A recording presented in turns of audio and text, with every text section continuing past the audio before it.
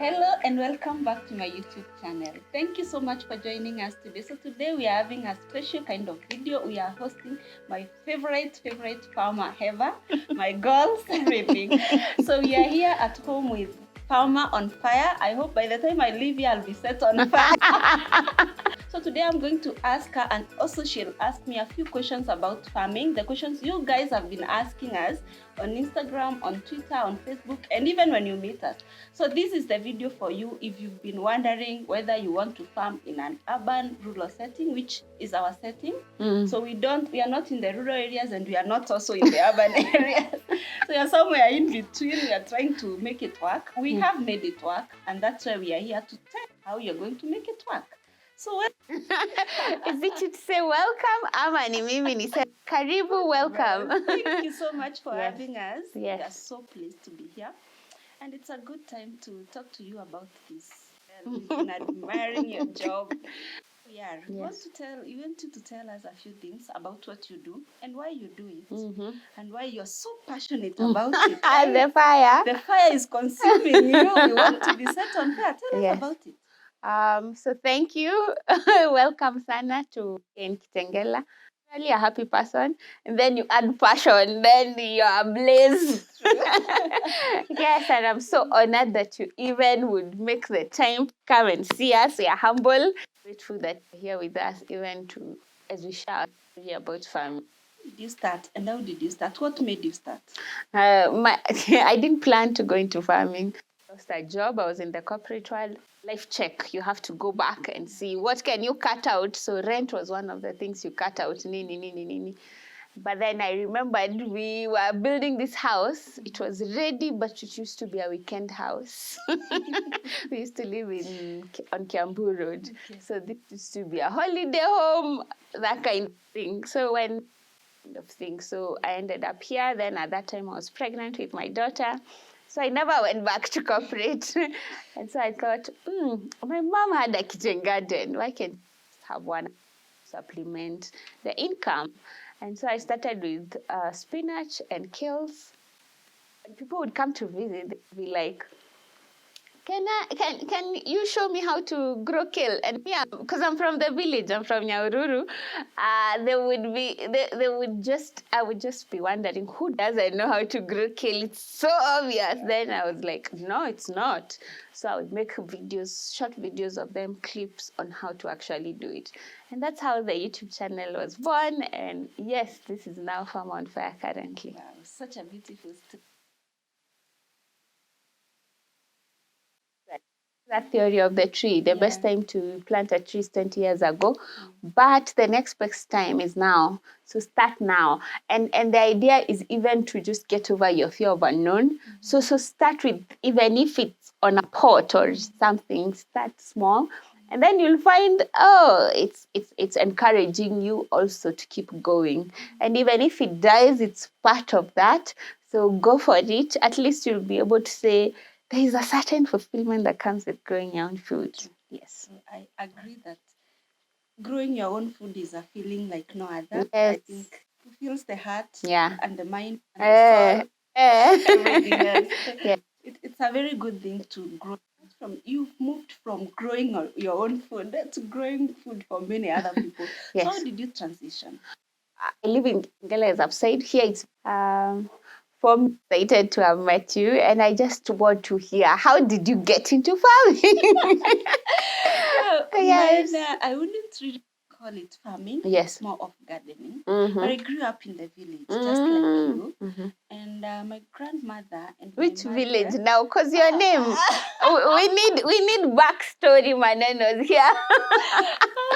Yes. The first one to ask about my names. Yeah, so I have a Kikuyu and a Luya name because my dad is Kikuyu, but I'm culturally born and brought up in Meru. So I usually have a Meru accent. That's a question I'm asked all the time. So ideally I would call myself a Meru because I don't know anything about Kikuyu culture. But I have a Kikuyu name, which I appreciate because my dad is Kikuyu. Yes. Simiu. Simiu is my husband. Oh. I'm married in Luyaland. I'm a proper Kenyan. Hey! Kenyan blend. This is the ultimate hybrid. Kenyan, yes. Okay.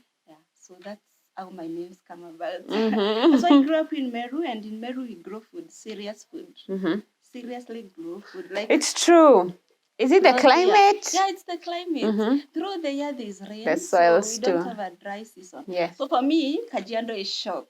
Like it's proper shock that we can't grow sukuma wiki now because it's Not off sukuma season. wiki grass. Are you seeing the struggle I have to go through growing grass? Yes. So in Meru we grow food throughout the year. Like Mhm. there is no season of sitting down. Okay. And my grandmother was a proper farmer. So she has a tea farm, she has a maize farm, she has Wow. a coffee. So Uh-huh. mimi hakukuwa na season ya kupumzika. Yes. There's always work Yes. to grow food. Mm. So when I came to Nairobi, Mhm. the first time I came to Nairobi, I saw people selling sukuma. I must say, I was shocked. We don't sell sukuma wiki. Everybody grows sukuma wiki. Yes. No needs they have. Guys, cutting sukuma wiki on the road. What's happening? Yes. And then the next step was taste the sukuma wiki. It didn't add up. This sukuma wiki is off. Mm. And so I had to live with that life until when I finished campus. First job, first engagement, I had sukuma wiki in a container. Oh no. The I'm taste growing, is different. yeah, I'm growing doing sukuma it. wiki, and then I'm a lover of vegetables. Yeah. Challenges which led me to growing food. Mm. For the longest, I used to have low blood and low blood pressure. Wow. But I must say that growing food has helped me because having the right vegetables, knowing how to blend them, and then also I do natural juices, like I juice my vegetables. So having them from my garden is an assurance that I'm juicing the right thing. Yeah. So those factors coming together, my background, my passion, things grow, and also my health really encouraged me to grow food. I also love from scratch. So putting a seed on the ground and then 3 days it's germinated. Whoa. To me, that's a rare. Then after a few weeks, there's flowers. Yes. I think I live for that experience. The joy. The joy of growing food and seeing it from face to face. It dies, it comes back. Yes, the emotions. Yeah, that totally brings me ultimate joy. And Yes. That's how I got to growing food. I've grown food probably all my life. Wow, that's amazing. Yeah. You know, certain people are below the poverty line, cannot even afford that food. Africa, abundant with, you know, fresh water. We have so many resources, including the young people.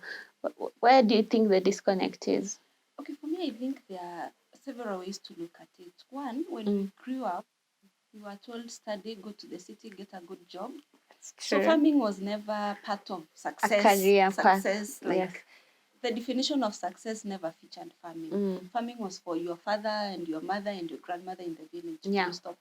All who remained in the village, didn't go to the city, were viewed as failures. Yes. They didn't make it. So nobody associated agriculture with success. Yet, we used to say agriculture is the backbone of our economy. It is. Yet we never taught our children, us now, our generation was never taught that agriculture is going to be your success. So we grew up with totally different ideas. We never looked at it as a source of income. We never looked at it even as a source of joy. We looked at it as a burden. Kwanza ni chafu, unachoka. Yeah, hot sun, and then the teachers used this as punishment. Yeah. Natumwa kwa shamba. Yes. So I think we need to change the narrative. We need to look at food production as a number one factor to our success. Because if you can't feed your people, you can't prosper your people. No, you can't even exist. You just keep importing food. Yeah. Yes. And so you become like a slave because the person who feeds you can rule you. So in Africa, we need to look at agriculture differently. We need to start early, actually. Yes. Very early, that we teach our children this is where food comes from. Food doesn't come from the supermarket. That's one way to look at it. And two is the connection of market with the farmer. I think, I'm sorry to say, but I think there are so many like stops before my mother gets a cabbage, which actually she might sell it for 2 shillings, and then the end user 60 shillings. Yes. So that journey needs to get shorter.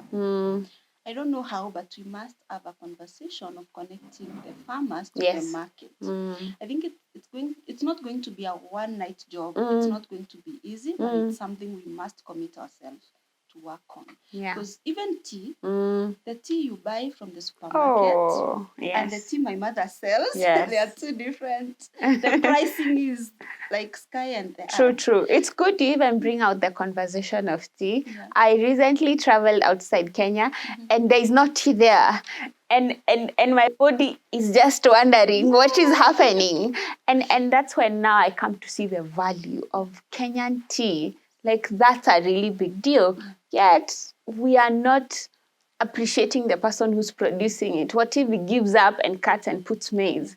Then we are losing so much. We are not just losing an income, we are losing a heritage. Yes. Like Kenya is known for good tea, good coffee. Yes. But the farmers, they don't get that value. There must be someone who gets that value. We need to find that person.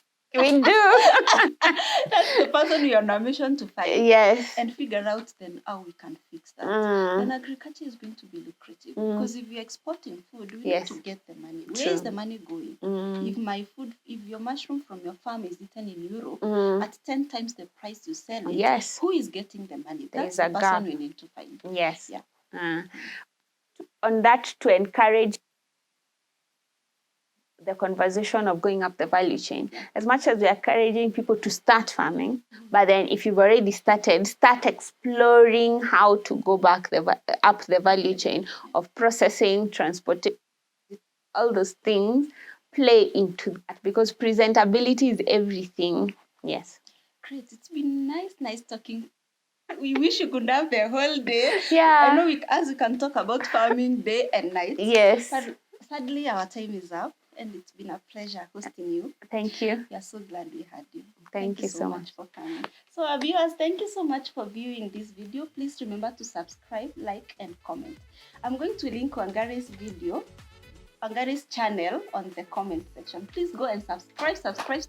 Yes. Let's build a family. Let's set the farmers on fire. And we are glad to have talked to you today. Thank you so much for watching. And always remember, if you have a vision, add some passion. I'll see you in the next